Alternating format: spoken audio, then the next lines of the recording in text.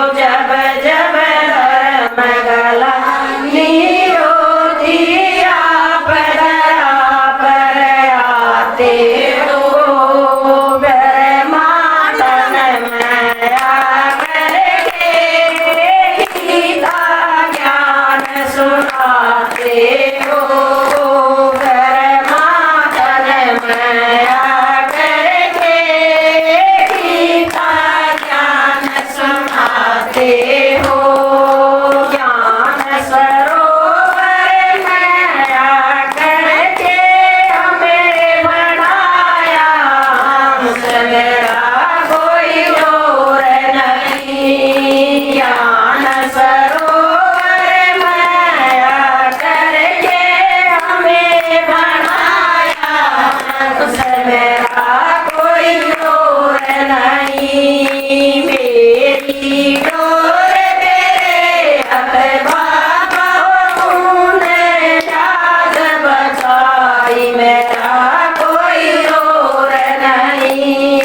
मेरी डोर तेरे हाथ बाबा, तूने लाज बचाई, मेरा कोई और नहीं। कर्जा पासर कर इतना आंसू आती दिल रात, कर्जा पासर पर इतना आंसू आती रात।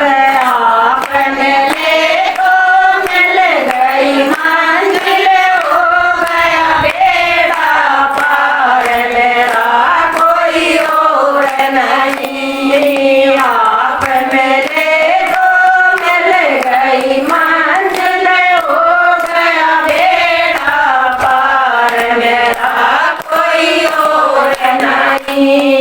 मेरी डोर तेरे हाथ बाबा, तूने लाज बचाई, मेरा कोई और नहीं। मेरी डोर तेरे हाथ बाबा, तूने लाज बचाई, मेरा कोई और नहीं। तेरे बैंक में मेरा खाता, उस पर जोर किसी का नहीं। तेरे बैंक में मेरा खाता, उस पर जोर किसी का नहीं। जितना बांटूं बढ़ता जाए, मुझको घाटा पड़ता नहीं। जितना बांटूं बढ़ता जाए, मुझको घाटा पड़ता नहीं। जितने चक मैं काटती जाऊं, पासबुक फूल मेरा कोई और नहीं। जितने चक मैं काटती जाऊं, पासबुक फूल मेरा कोई और नहीं। मेरी डोर तेरे हाथ बाबा, तूने लाज बचाई, मेरा कोई और नहीं। मेरी डोर तेरे हाथ बाबा, तूने लाज बचाई, मेरा कोई और नहीं। सतयुग की परी बनोगी, रे नसीब को याद करोगी। सतयुग की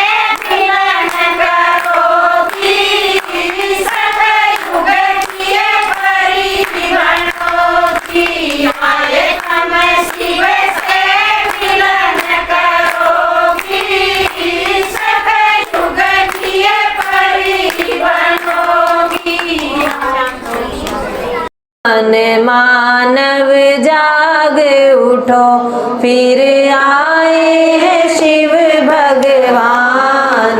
मानव जाग उठो फिर आए हैं शिव भगवान। मानव जाग उठो घोर रात अज्ञान है छाया। घोर रात अज्ञान है छाया।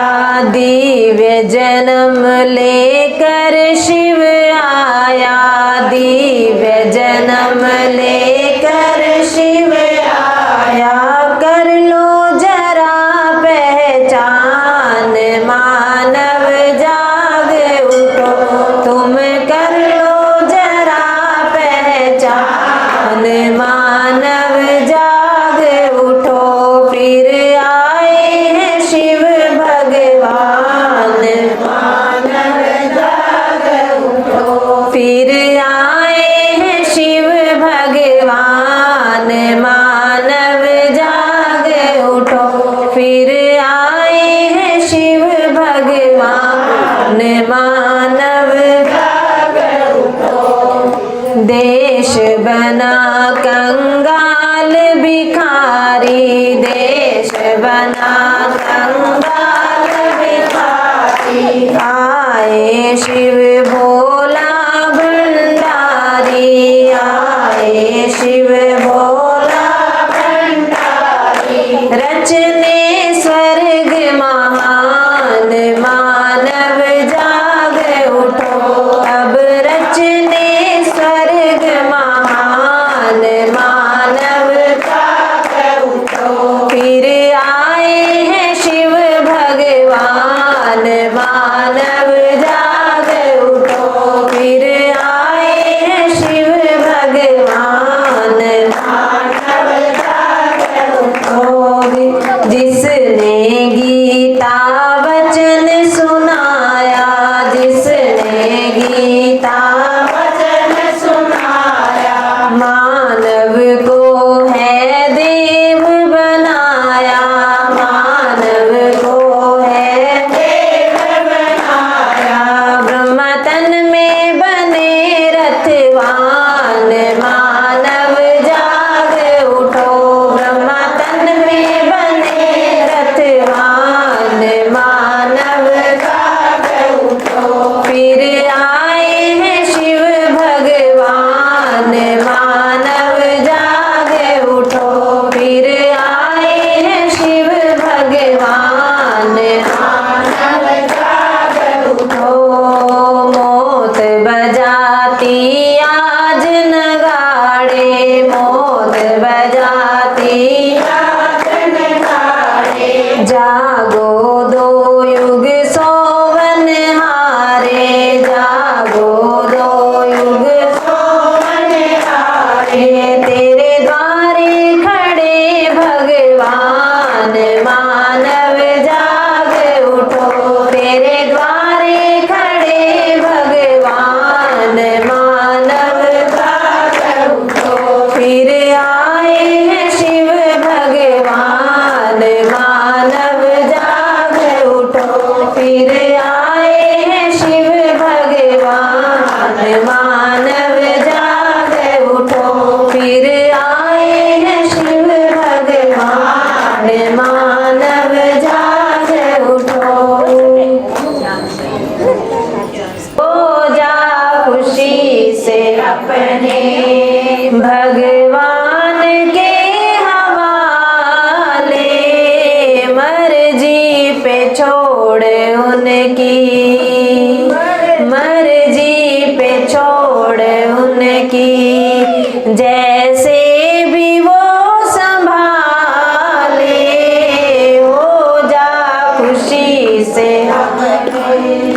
भगवान के हवाले। हो जा खुशी से भगवान के हवाले।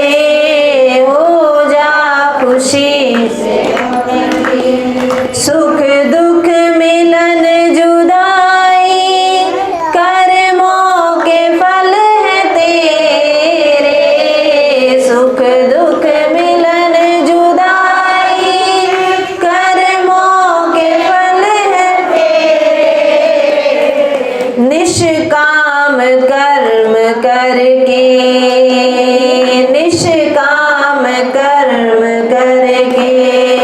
जीवन सफल बना ले निष्काम कर्म करके, जीवन सफल बना ले, हो जा खुशी से अपने भगवान के हवाले, हो जा खुशी से अपने भगवान के हवाले, हो जा खुशी से अपने।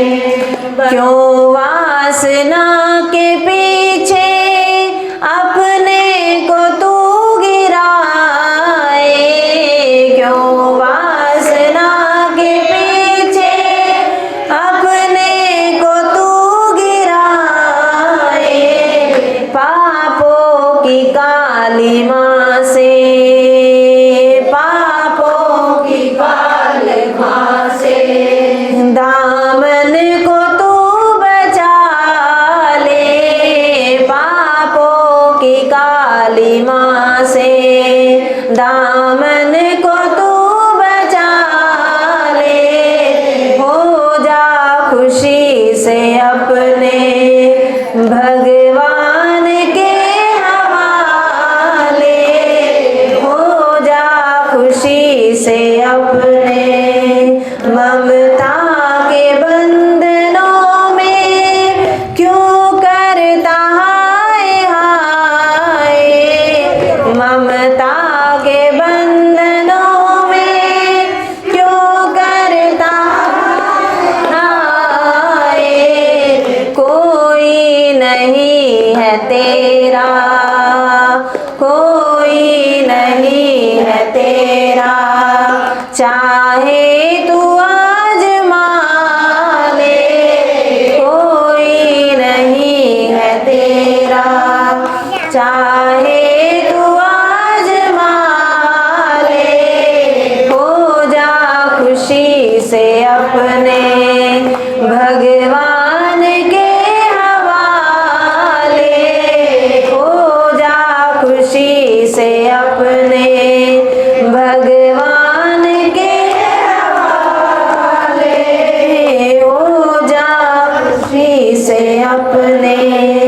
कब से भटक रहा था अंधकार में मुसाफिर, कब से भटक रहा था अंधकार में मुसाफिर, कर ले तू ज्योति दर्शन, कर ले तू ज्योति दर्शन, शिव बाबा को पाले, कर ले तू ज्योति दर्शन, शिव बाबा को पाले, हो जा खुशी से अपने भगवान के हवाले, हो जा खुशी से अपने भगवान के हवाले, मर्जी पे छोड़ उनकी, मर्जी पे छोड़ उनकी, जैसे भी वो संभाले, मर्जी पे छोड़ उनकी, जैसे भी वो संभाले, हो जा खुशी से अपने भगवान के हवाले, हो जा खुशी से अपने। मनाया जाता है तो इसीलिए आज हम उस परमात्मा पिता के जन्मोत्सव का जो ये उपलक्ष्य है, आज उस खुशी में हम सभी आत्माएं यहाँ पर एकत्रित हुए हैं। जो ज्ञान का सागर है, शांति का सागर है, गुणों का भंडारी है, आनंद का सागर है, उसकी महिमा अपरम अपार है। वो परम पिता परमात्मा जो हमारा सच्चा पिता है, हम सभी आत्माएं उस परमात्मा पिता की संतान हैं। वो निराकार ज्योतिर्बिंदु स्वरूप है और हम सब आत्माओं का भी जो वास्तविक स्वरूप है वो निराकार ज्योतिर्बिंदु स्वरूप है। परमात्मा पिता इस धरती पर हम सभी आत्माओं के लिए अवतरित होते हैं, क्योंकि हम सब आत्माओं ने उस परमात्मा पिता को पुकारा कि हे पतित पावन आओ, हम आत्माओं को फिर से पावन बनाओ। क्योंकि हम आत्माएं जन्म लेते लेते कैसी हो गई, पतित बन गई, तमो प्रधान बन गई। तो परमात्मा पिता इस धरती पर हम सभी आत्माओं को फिर से पावन बनाने के लिए आया हुआ है। वो हमें जीवन जीने का ढंग सिखा रहा है। जीवन तो सभी जी रहे हैं, संसार में जीव जंतु भी जीवन जी रहे हैं, मनुष्य भी अपना जीवन जी रहा है, लेकिन जीवन जीने का जो सही तरीका है वो परमात्मा पिता हम सभी आत्माओं को सिखाते हैं। तो आखिर जीवन जीने का ढंग क्या है, वो परमात्मा पिता हमारे से क्या चाहता है कि संसार में रहते हुए भी हमें उन सभी चीज़ों से उपराम रहना है, न्यारा रहना है और वो श्रेष्ठ कर्म अपने जीवन में करने हैं। दूसरों को सुख देने के, दूसरों के प्रति शुभ भावना, शुभ कामना रखना, ये श्रेष्ठ कार्य हम सभी आत्माओं को करना है। एक विशेष पार्ट बजाना है हम आत्माओं को, क्योंकि परमात्मा पिता ने हम आत्माओं को इस धरती पर श्रेष्ठ कर्म करने के लिए भेजा था, लेकिन यहाँ पर आकर के हम सभी आत्माएं श्रेष्ठ कर्म करना भूल गए, अपना कर्तव्य भूल गए, जीवन जीने का ढंग भूल गए। तो अभी संगम युग पर परमात्मा पिता हमें वो जीवन जीने की विधि सिखा रहा है। हर रोज परमात्मा पिता हम सभी आत्माओं को ज्ञान रत्नों से भरपूर करता है और पूरे दिन भर में हम आत्माओं को क्या चिंतन करना है, क्या क्या श्रेष्ठ कर्तव्य करना है, वो सभी कर्तव्य हमें हर रोज बाबा बता देते हैं। तो वो जीवन जीने का ढंग हमें हर रोज बताते हैं। इस पर मुझे एक बात याद आती है कि एक बार एक शिष्य ने अपने गुरु से पूछा कि गुरुजी मुझे ये बताइए कि जीवन जीने का ढंग क्या होता है।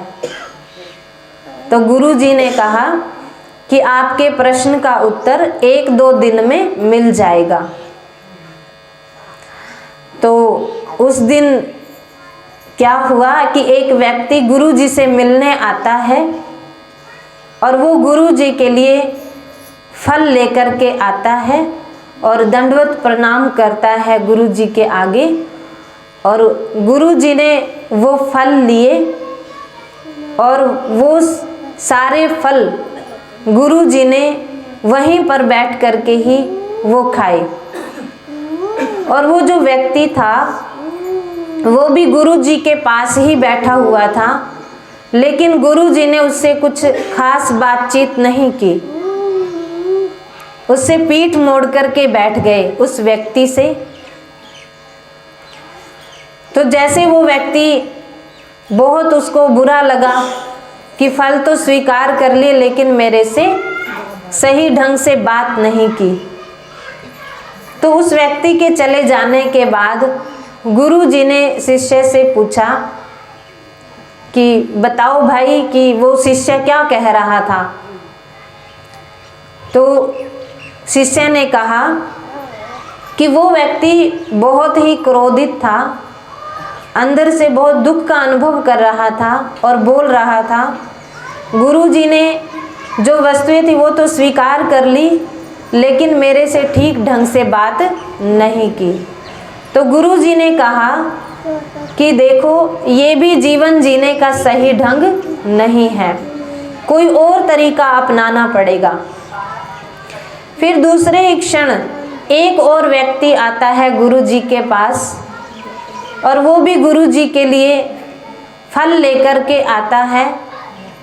और वो गुरु जी के हाथ में जैसे वो फल देता है तो गुरु जी जो सारे फल थे वो आश्रम से लगती जो गली थी उस गली में उन फलों को फेंक देता है। और गुरु जी उस व्यक्ति से बहुत ही अच्छे तरीके से बात करते हैं, उसके घर परिवार के बारे में, बच्चों के बारे में, उसके स्वास्थ्य के बारे में, वो सारी बातें गुरु जी उससे पूछते हैं।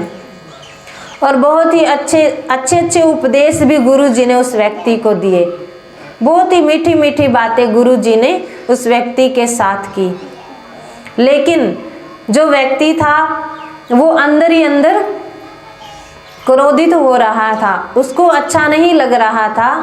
अंदर में ये हो रहा था कि गुरु जी ने मेरे फलों को स्वीकार नहीं किया, उन्होंने उन फलों को ऐसे फेंक दिया कि जैसे उनमें विष भरा हुआ हो, और मेरे से अच्छे से बातें कर रहे हैं कि जैसे कुछ हुआ ही नहीं। तो वो व्यक्ति भी गुरु जी से क्रोधित होकर के चला गया। फिर गुरु जी ने शिष्य से पूछा कि हाँ भाई, वो व्यक्ति क्या कह रहा था? तो शिष्य ने कहा कि गुरु जी वो व्यक्ति तो और भी ज़्यादा क्रोधित था, और उसने कहा कि मेरी जो लाई हुई वस्तुएं थी, जो फल थे, वो उन्होंने स्वीकार नहीं किए, उनको गली में फेंक दिया, लेकिन मुझे अच्छा नहीं लगा। तो गुरु जी ने कहा कि देखो, ये भी जीवन जीने का सही ढंग नहीं है। फिर एक और सज्जन वहाँ से गुजर रहे थे, तो वो भी गुरु जी के पास आए, और वो भी गुरु जी के लिए कुछ मिठाइयाँ और कुछ फल लेकर के आया।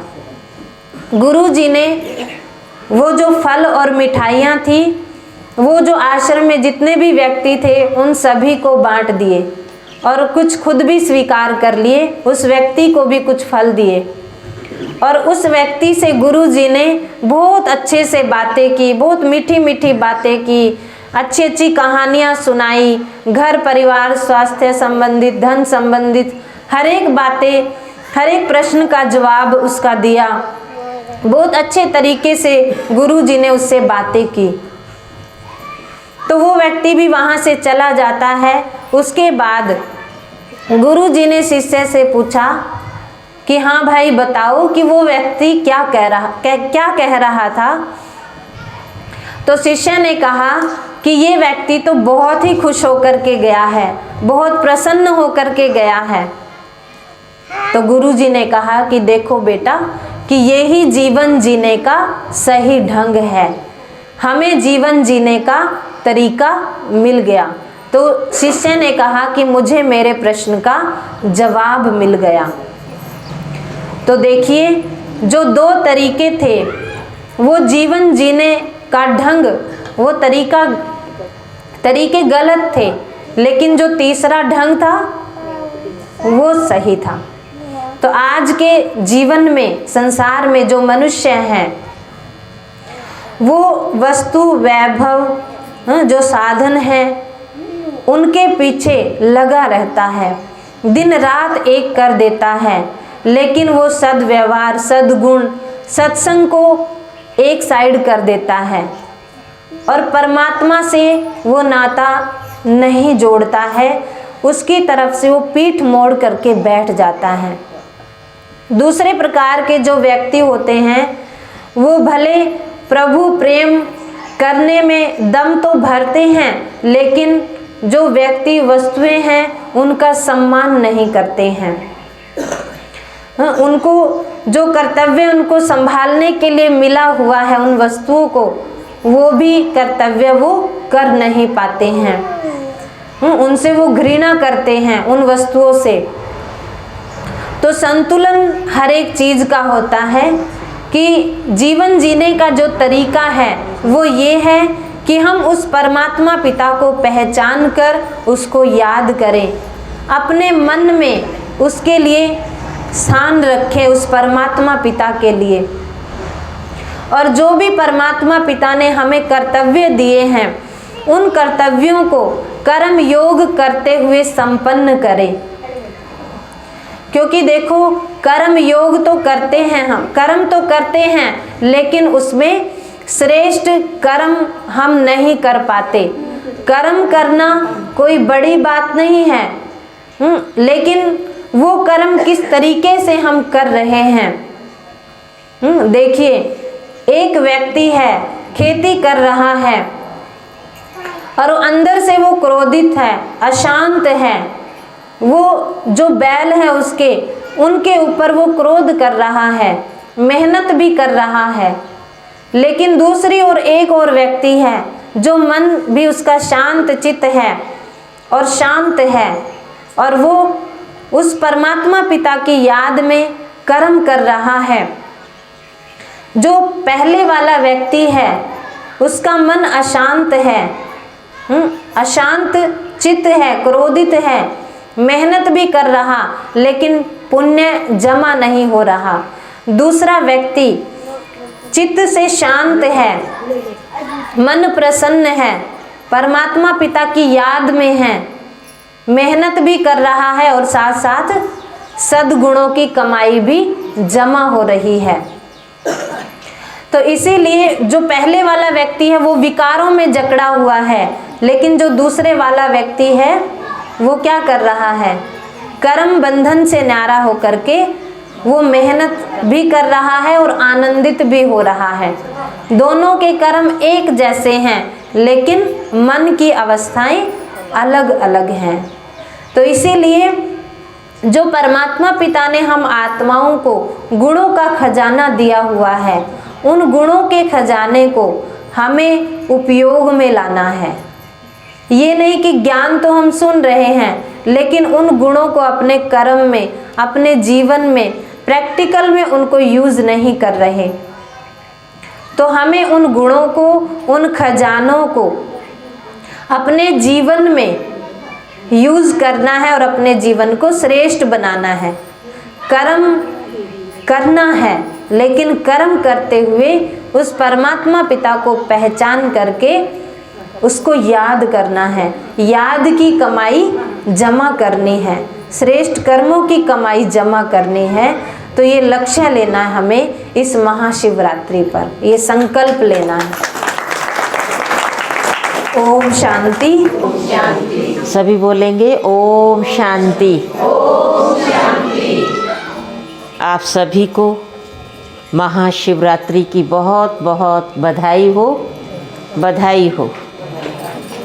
आप सबको देख करके बहुत खुशी हो रही है कि बसी निवासी सभी शिव के मंदिर में एकत्रित होकर के महाशिवरात्रि, जिसको परमात्मा का जन्मदिन कहे, शिवरात्रि कहे, एक ही बात है ना। अब हम सभी एक बात कहते हैं कि भगवान ही सबका साथी है, यही कहते हैं ना। भगवान को याद करो, भगवान पे ध्यान धरो, यही कहते हैं सबको। भले और कोई भी छोड़ जाए, लेकिन भगवान छोड़ने वाला नहीं है। हमारे ऊपर भगवान की सही नज़र होनी चाहिए, बाकी सबकी नज़रों से चलेगा, लेकिन परमात्मा की नज़र हमारे ऊपर होनी चाहिए, यही कहते हैं ना। अब हम सब भगवान को मानते हैं, सभी मानते हैं, चाहे कोई धर्म वाले हैं, चाहे कोई अलग से अधर्म वाले हैं, आदि सनातन देवी देवता धर्म के हैं, चाहे आदि सनातन देवी देवता धर्म को ना मानने वाले कोई और धर्म के हैं, लेकिन मानते तो सभी किसको हैं? परमात्मा को। तो आज हम ये समझेंगे कि जो हम आज तक ये कहते आए, भगवान को याद करो, वो भगवान है कौन, और दूसरा वो रहता कहाँ है, और तीसरा वो मेरा क्या लगता है, और चौथा उससे मुझे क्या मिलेगा। चार बातें हैं। सबसे पहली बात वो है कौन। आज तक हम श्री कृष्ण को, राम को या देवी माता को या जो भी देवी देवताओं को सबको क्या कहते आए, भगवान। ठीक, यही कहा ना, भगवान है। अब जैसे हम कहें श्री रामचंद्र जी को या श्री कृष्ण को हम आदि सनातन देवी देवता धर्म वाले, या ये कहें हम हिंदू है ना, हम मानते हैं, तो उसको मुसलमान तो नहीं मानेंगे, मानेंगे क्या, है ना। हम मानते हैं परमात्मा वो है जिसको सब धर्मों ने स्वीकार किया हो। अब राम कृष्ण को तो करेंगे नहीं, ठीक है ना, उसको हम स्वीकार कर रहे। अब मुसलमान हैं वो नहीं मानेंगे, वो तो अपनी उसको पढ़ते हैं, हज को जाते हैं, उसको मानते हैं बड़ा हमने पुण्य का काम किया। और जब हज को जाते हैं तो वहाँ पर भी कहते हैं एक शिवलिंग है, पत्थर है गोल, और उस पत्थर को वो चूमते हैं, वो मानते हैं हमने परमात्मा को पा लिया। वो भी उसको शिव को मान रहे, भले से उन्होंने पत्थर रखा, ठीक है ना। अब जो सिख लोग हैं वो तो नहीं हमारे राम कृष्ण को मानेंगे, वो तो अपने गुरु नानक देव को मानते हैं। लेकिन कहा परमात्मा वो है जो सभी धर्मों की आत्माओं ने स्वीकार किया हो। दूसरा, परमात्मा वो है जो सर्वशक्तिवान हो। अब सर्वशक्तिवान न राम है, न कृष्ण है, न और अन्य कोई देवी देवताएं हैं। है शक्तियाँ, क्योंकि देवी देवताओं को केवल 16 कला संपूर्ण कहा, 16 गुणों से संपन्न है। और परमात्मा को इधर कहा परमात्मा के अथाह गुण हैं, हम गिनती नहीं कर सकते। और ये कहते हैं कि माँ सरस्वती भी अगर भगवान के गुण लिखने लगे तो सारी धरती का कागज बना लें, सारे जंगलों को काटकर कलम बना लें, सारे समुद्र की शाही बना लें। और परमात्मा के गुण माँ सरस्वती भी बैठ कर के लिखने लग जाए तो लिख नहीं पाएंगे। तो कितने गुण हैं, कितने गुण हैं, अनगिनत, बेअंत। ये कहेंगे सागर, क्योंकि सागर का अंत कोई पा नहीं सकता। तो परमात्मा वो है जो शक्तियों में अनंत हो, गुणों में भी अनंत हो। तो इस सृष्टि पर जो भी व्यक्ति हैं न शक्तियों में अनंत हैं न गुणों में। चाहे हमारे से ऊंचे देवी देवता हैं, हम देवी देवताओं की संतान हैं, ऐसे ही कहते हैं ना, या हमारे से ऊंचे धर्म पैगंबर हैं, या हमारे से ऊंचे महात्मा संत हैं, उनके अंदर भी इतनी गुण इतनी शक्तियाँ नहीं हैं, नहीं है ना। तो इतने गुण इतनी शक्तियाँ शिव के अंदर है। शिव कल्याणकारी, यही मानते हैं शिव कल्याणकारी है। तो शिव सबका कल्याण करते हैं, तो उसको शिव कहते हैं। जिसकी रात्रि मनाई, और वैसे भी कहते हैं फागुन मास की अंधेरी रात में 14 के दिन शिवरात्रि मनाते हैं, यही करते हैं ना। अब मनाओगे ना 12 तारीख को या 11 को, 11 को है ना, तो उसको कहते हैं शिव 14, है ना। अब जैसे हमने रात्रि कहा, अब देखा जाए किसी भी बच्चे का जन्म अगर रात के 12 बजे भी होता है तो अगले वर्ष उसका जो जन्मदिन मनाते हैं, क्या 12 बजे ही मनाएंगे, क्या करेंगे, दिन में मनाएंगे, है ना। रात तो नहीं मनाएंगे, नहीं, ये तो नहीं कहेंगे आज मेरे बच्चे की जन्म रात है, ये कहते हो क्या, क्या कहते हो, मेरे बच्चे का जन्मदिन है।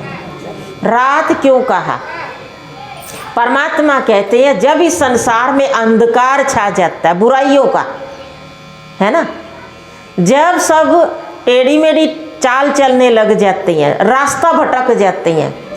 जब सब व्यक्ति दुखी हो जाते हैं तो उसको क्या कहते हैं? जैसे कोई दिन में ही ऐसा काम हो जाए, गलत चोरी हो जाए, क्या कहते हैं? अरे भाई दिन में ही रात बना रखी है ना, ये काम तो रात को होते हैं, दिन में ही रात। तो आज क्या दिन में ही चोरी ठगी सब कुछ हो रहा, तो क्या है? दिन में ही रात है। तो ये है बुराइयों की रात। और परमात्मा आकर के जब अंधकार होता है ना बुराइयों का, इंसान जब दिखाई नहीं देता ना, उलझ जाता है, उसको क्या कहते हैं? रात हो गई क्या तेरे नाम की? तो अब हमारे नाम की रात ही है, क्योंकि कुछ रास्ता तो दिखाई नहीं दे रहा है। तो वो परमात्मा इस अंधियारी बुराइयों की रात में आकर हम मनुष्य आत्माओं को प्रकाश देते हैं। क्या देते हैं? प्रकाश देते हैं, हमें तीसरा नेत्र देते हैं, दे रहा है ना। तो जैसे कहा परमात्मा वो है जो सर्वशक्तिवान है, जिसका नाम शिव है, जो रहने वाला इस दुनिया का नहीं। क्योंकि अगर वो यहाँ होता है ना तो हम दुखी होते। जब हम दुखी होते हैं तब उसको कहते हे भगवान अब तो आ जाओ, इसका मतलब यहाँ नहीं है, तभी उसको बुलाते हैं। तो वो ये दुनिया के रहने वाला नहीं, उसके रहने का स्थान वो परम धाम है, वो शिवपुरी है, वो निराकारी दुनिया है ना। वो वहाँ से इस सृष्टि पर आते हैं, अवतरित होते हैं, इसलिए उसकी शिवरात्रि मनाई। ठीक है। अब वो आकर के हमको करता क्या है, हमको देता क्या है? पहली बात उसने हमको समझ का तीसरा नेत्र दे दिया।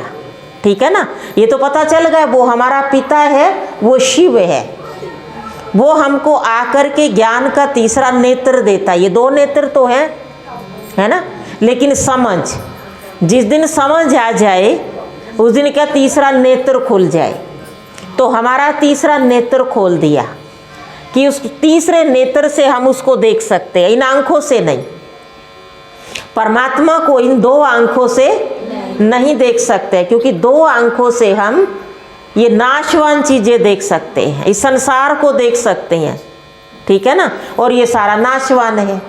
अविनाशी जो है परमात्मा, उसको तीसरे नेत्र से देखते हैं।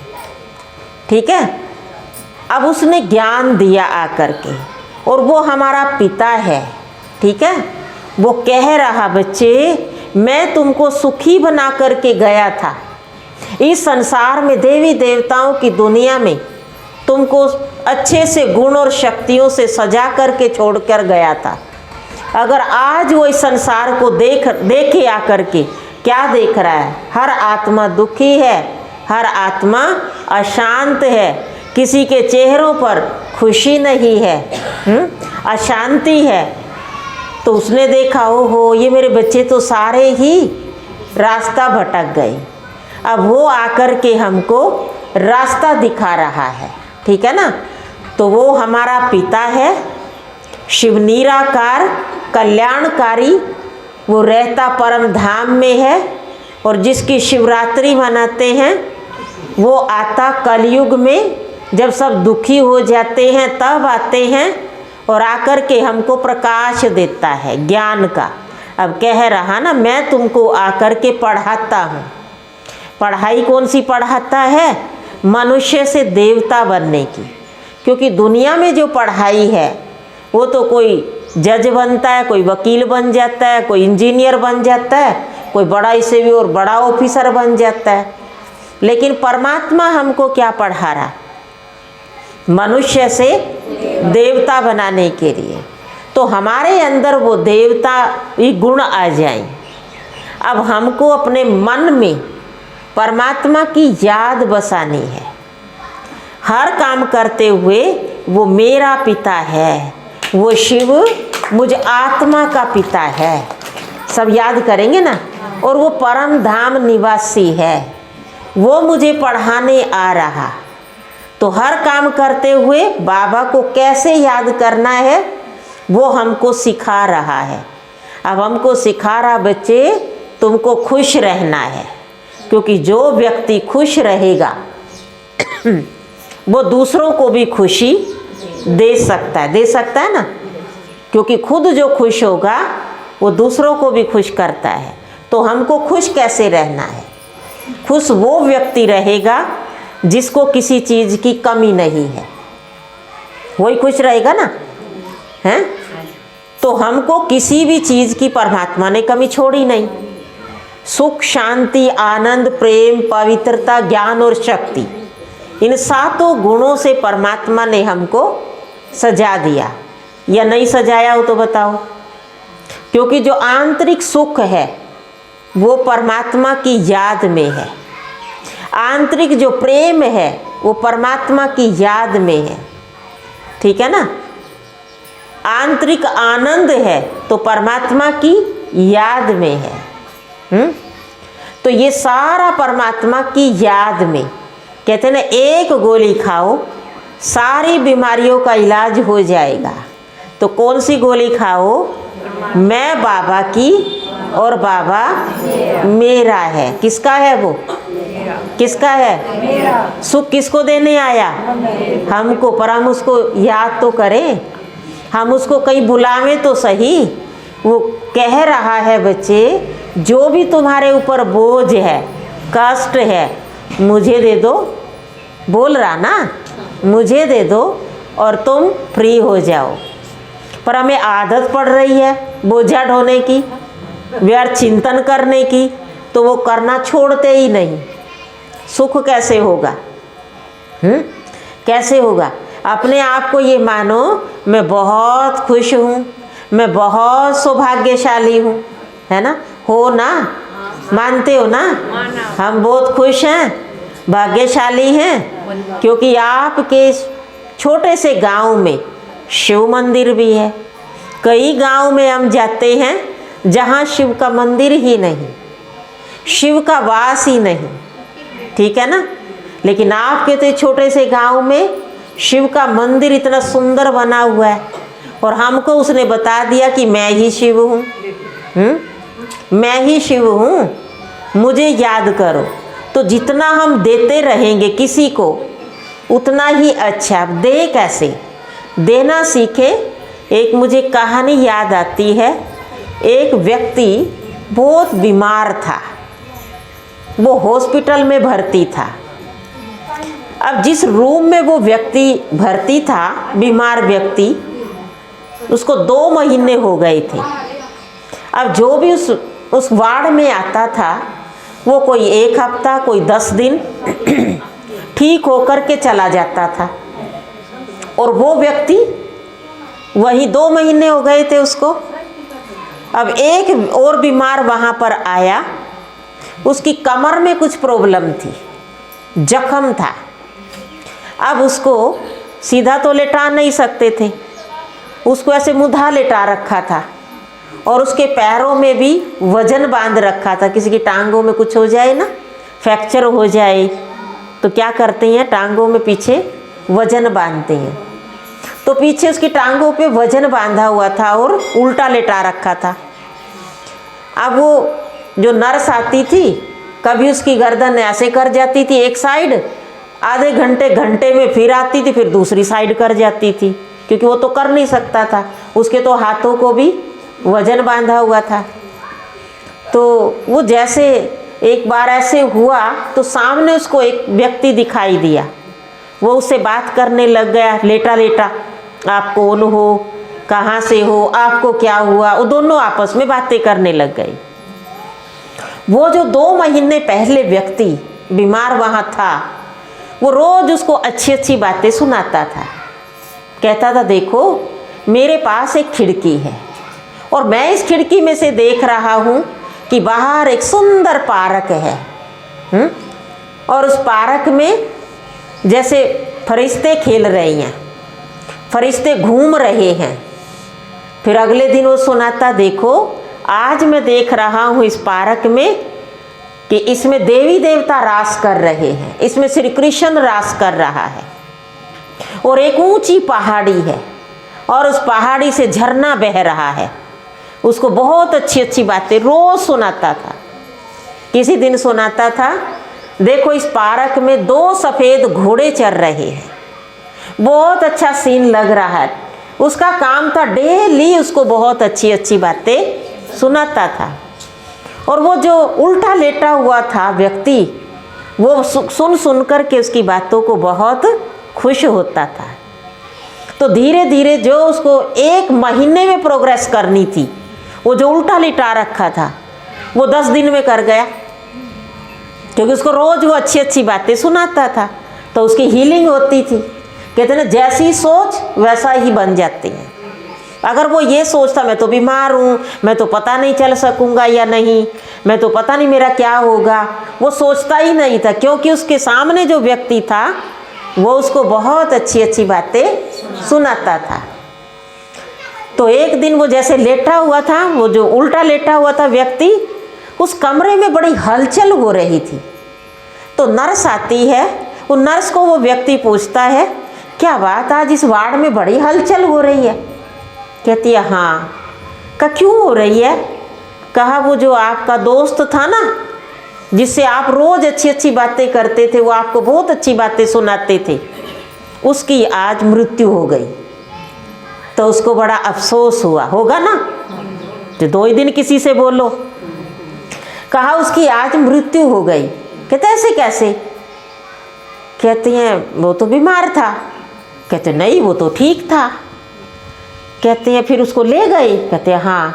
तो नर्स को कहता है वो मरीज कि एक काम कर दोगे आप मेरे कहने से? कहते बोलो।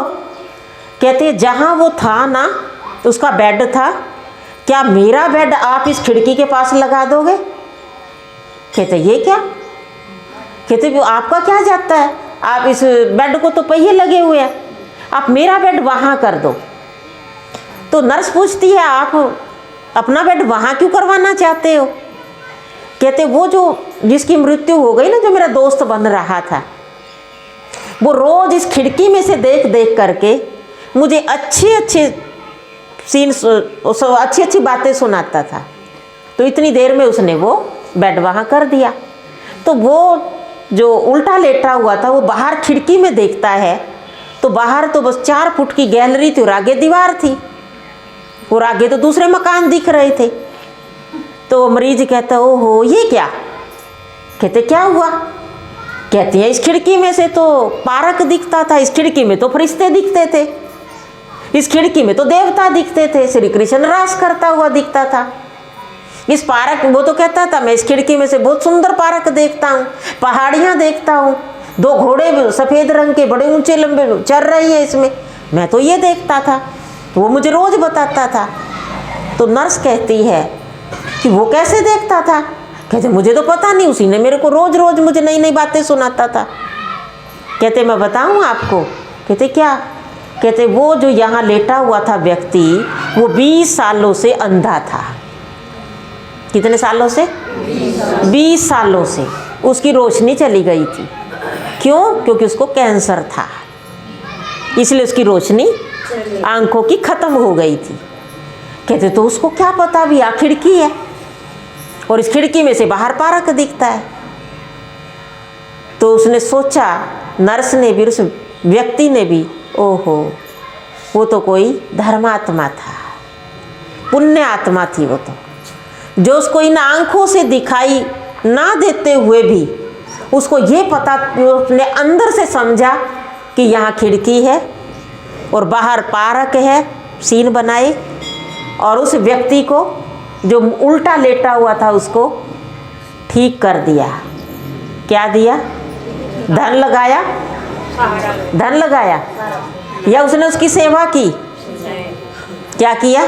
केवल मन की सेवा कर दी, उसके मन को मोटिवेट किया, उसके मन को अच्छी अच्छी बातें दी, तो वो व्यक्ति जल्दी ठीक हो गया। हमें भी क्या करना, हमें भी किसी क्या सहयोग देना है?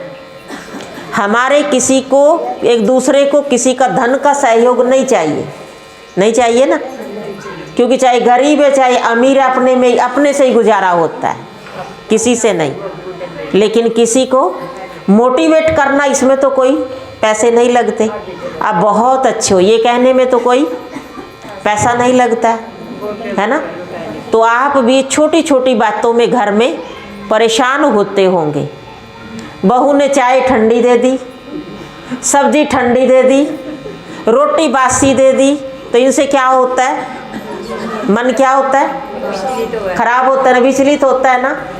तो वहाँ क्या करो, बहू बहुत अच्छी है यही कहेंगे ना, मोटिवेट करेंगे ना, तभी तो देगी ना। वो ठंडी भी दे दी तो क्या करो, बहुत अच्छी है कह सकते हो। ऐसे तो आसान है, कहना मुश्किल है, मन बनाना पड़ेगा हैं, क्योंकि हमें एक दूसरे को सहयोग, कौन सा सहयोग देना, यही तो देना, अच्छा देना ना। तो आज उसने ठंडी दी, कल को गरम देगी। और बहू, क्योंकि आज दो ही बातों पर लड़ाई है और किसी का कोई बंटवारा नहीं। सास तो सोचती है मैं बड़ी, इसको मेरे कहने में चलना चाहिए, और बहू सोचती है मैं अपना घर छोड़ के इस घर में आई हूँ, अब ये मेरा घर है, तो सास को मेरे कंट्रोल में चलना चाहिए, है ना। इसी पर लड़ाई है ना, चलती ना सास चलती उसके कंट्रोल में, ना बहू उसके कंट्रोल में चलती है ना। तो क्या है, खिंचातानी है ना, मन परेशान है ना, मन दुखी है ना। तो क्या करना, मन को सुखमय बनाना, मन को शांतिमय बनाना। तो कौन बनाएगा, कौन बनाएगा? कहते हैं ना, कम खाओ और गम खाओ, यही कहते हैं ना, कम खा लो और गम खा लो तो हमारा ये जीवन श्रेष्ठ है। और आज ना कम खाते ना गम खाते, ना सास गम खाती ना बहू गम खाती, झगड़ा ही ये है। अगर सास अपनी बहू को बेटी माने, कि जैसे मैंने अपनी बेटी के कोई भी अवगुण पड़ोस में जाकर नहीं कहे, कहती है क्या? आप सबकी बेटियां होंगी, अपनी बेटी की बात कही पड़ोस में कही है क्या? आज मेरी बेटी 9 बजे उठी, आज मेरी बेटी ने मुझे चाय नहीं दी, आज मेरी बेटी ने मुझे खाना नहीं अच्छे से दिया, बिल्कुल नहीं कहोगे। क्यों? बेटी है ना, उसके सारे अवगुण छुपोने हैं ना। अगर उसके बातें हम करते रहेंगे, कल को उसकी शादी भी नहीं होनी, क्योंकि नु कहेंगे इसकी बेटी तो ऐसी है, कोई भी नहीं करेगा। तो अपनी के जो भी बातें हैं छुपोते हैं ना। और बहुओं की बातें, आज मेरी बहू ने ये कहा हैं, आज ये कहा, आज ये कर दिया, क्योंकि वो बिगानी बेटी है, अपनी बेटी नहीं समझा, बिगानी समझा। जिस दिन माताएं ये समझ लेंगी जैसी मेरी बेटी थी ये उससे भी बढ़कर है, तो घर चलेगा, घर में खुशियाँ आएंगी, है ना। और जिस दिन बहू ये समझ लेगी कि वो तो मेरी माँ जन्म देने वाली थी, ये मेरी धर्म की माँ है, मैं इसको उससे भी ज़्यादा सम्मान दूँ, इज्जत दूँ, तो घर में क्या होगा? खुशी आएगी, है ना। देना सीखो, ठीक है ना। तो देना सीखेंगे, जब देना आ जाएगा तो ले लेंगे अपने आप ही। देने में ही लेना समाया हुआ है। हम क्या करते, दे दो, हम मांग रही हैं, मांगने वाले नहीं हैं, दाता के बच्चे हैं। सबको सम्मान देते रहो, ठीक है, इज्जत देते रहो। पहले यही तो था, इज्जत देते थे बड़ों को, छोटों को भी इज्जत देते थे। और आज ना बड़ों को ना छोटों को ना बोलने का पता, ना कर्म करने का पता, ना व्यवहार का पता। क्योंकि अपनी बेटी को तो इतना पढ़ा दिया कि वो अगले घर जाके सेट ही नहीं हो रही, क्योंकि पढ़ाई की उसने, तो उसके भी लहने। और जब बहू लेकर के आए उसने भी पढ़ाई की है, उसने भी कोई काम करना नहीं सीखा है। पहले क्या कहते थे, पढ़ाई कम कढ़ाई ज़्यादा, कढ़ाते थे बच्चों को परिवार में कैसे रहना है। और जब शादी करते थे तो बेटी के कान में कहते थे, बेटी अब इस घर मत देखना, ये घर आपका नहीं है, अब उस घर के हो गए, जैसे उसकी रीति रस्म है उसके अनुसार ही चलना, अब तेरा वो ही है। और आजकल जब विदाई देते हैं तो क्या देते हैं, फ़ोन देते हैं। बेटी कुछ हो जाए तो सबसे पहले फ़ोन कर देना। इसलिए आज घर ही नहीं बस रहे, ठीक है ना। तो उस परमात्मा को दुनिया में क्यों आना पड़ा, क्यों आना पड़ा, जब ऐसे ऐसे खेल हो रही हैं, ठीक है ना। तो उसको आकर के समझानी देनी पड़ी। तो अब सच्चे दिल से उसको अपना मान लो। आज तक भले ही नहीं माना है, लेकिन आज प्रण कर लो, मेरा साथी, मेरा सच्चा रक्षक, मुझे सच्चा सुख देने वाला, मेरा इस नैया को पार उतारने वाला परमात्मा शिव है। वो निराकार ज्योतिर्बिंदु शिव है, जिसकी पिंडी पर रोज सवेरे सवेरे जल चढ़ाने आते हो। तो ये मेरा सच्चा पिता है और मुझे उसको याद करके अपने जीवन में खुशियाँ लेनी है। आज से करोगे ना, पक्का पक्का करना है। वो मेरा पिता है, मैं बाबा की और बाबा मेरा है। वो किसका है, मेरा है। वो मुझे सुख देने आया है। वो मेरा सच्चा रक्षक भी है, ठीक है ना। तो आज महाशिवरात्रि पर, वैसे तो महाशिवरात्रि 11 तारीख की है, लेकिन सभी जगह तो 11 तारीख को नहीं जा पाएंगे। तो आज बसी निवासियों को महाशिवरात्रि की बहुत बहुत ढेर सारी शुभकामनाएं। बधाई हो, बधाई हो, बधाई। ओम शांति।